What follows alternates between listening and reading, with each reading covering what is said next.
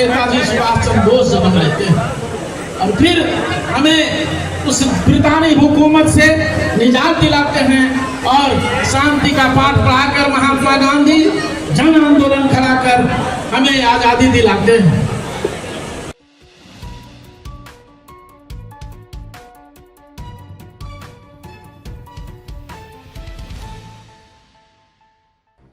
आज की सबसे बड़ी राजनीतिक हलचल कुम्हरार विधानसभा से सामने आई है, जहां जन स्वराज पार्टी ने एक भव्य जनसभा का आयोजन किया।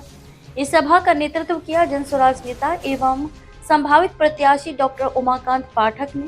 दिनांक 5 अगस्त 2025 दिन मंगलवार, समय शाम 5 बजे।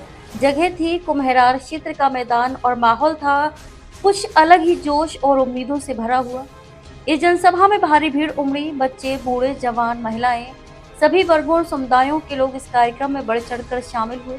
सभा स्थल खचाखच भरा हुआ था और भीड़ का उत्साह यह बता रहा था कि बदलाव की हवा अब कुम्हरार में तेज हो चुकी है। कार्यक्रम के मुख्य अतिथि थे जन स्वराज पार्टी के प्रदेश अध्यक्ष मनोज भारती, जिनकी उपस्थिति ने इस आयोजन को और अधिक सशक्त बना दिया। वहीं मंच संचालन की कमान संभाली जन स्वराज के तेज तर्रार प्रवक्ता संजय ठाकुर ने, जिन्होंने अपने जोशीले अंदाज में न सिर्फ मंच का माहौल बांधे रखा बल्कि जनता के दिलों में जन स्वराज की सोच को सीधे पहुंचाया।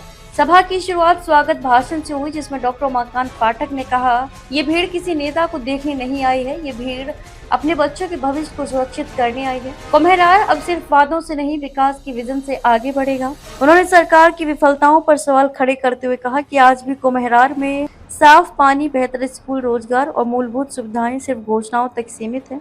प्रदेश अध्यक्ष मनोज भारती ने अपने संबोधन में जन स्वराज की विचारधारा को जनता के सामने रखा। उन्होंने कहा, जन स्वराज ना तो जातिवाद की राजनीति करता है, ना ही किसी परिवार विशेष की विरासत को आगे बढ़ाता है। हमारा लक्ष्य है एक ऐसा बिहार बनाना जहां हर युवा को नौकरी मिले, हर घर में शिक्षा हो और हर क्षेत्र में ईमानदार नेतृत्व हो।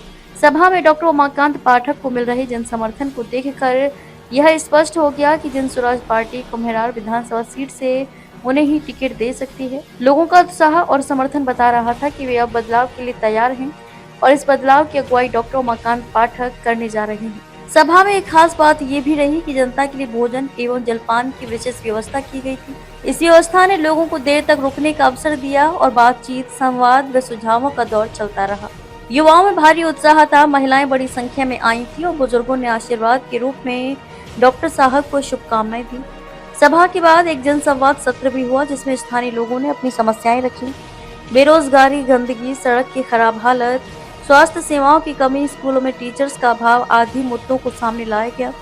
डॉक्टर उमाकांत पाठक ने हर समस्या को गंभीरता से सुना और वादा किया कि अगर उन्हें जन स्वराज पार्टी से टिकट मिलता है और जनता का आशीर्वाद मिलता है तो कुम्हरार को एक आदर्श विधानसभा क्षेत्र बनाया जाएगा। कार्यक्रम के अंत में बदलाव की शपथ दिलाई गई कि आने वाले चुनाव में लोग जात पात से ऊपर उठकर विकास के मुद्दे पर वोट देंगे। सभा से निकलते वक्त लोग यही कहते दिखे, अब की बार बदलाव तय है और ये बदलाव डॉक्टर उमाकांत पाठक लेकर आएंगे। जनसभा से ये भी संदेश साफ हो गया कि डॉक्टर पाठक सिर्फ एक प्रत्याशी नहीं बल्कि प्रशांत किशोर की जन स्वराज टीम के एक मजबूत सिपाही हैं, जो आने वाले चुनाव में जीत दर्ज कर पीके की झोली में एक नई विधानसभा जोड़ने का प्रयास कर रहे हैं।